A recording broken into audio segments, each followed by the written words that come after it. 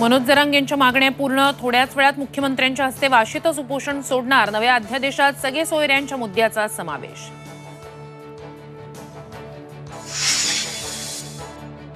जरांगेंच्या लढ्याला यश आल्यानं लवकरच विजयी सभा घेणार, ठिकाण आणि तारीख जाहीर करणार, आज मुंबईला जाणार नाही।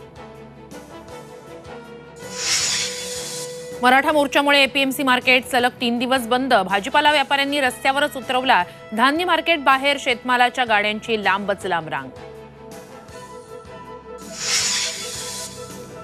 इंग्लंड सोबतच्या कसोटी सामन्यात दुसरा दिवसही भारताच्या नावावर, केएल राहुल जडेजाची फटकेबाजी, भारताकडे 175 धावांची आघाडी।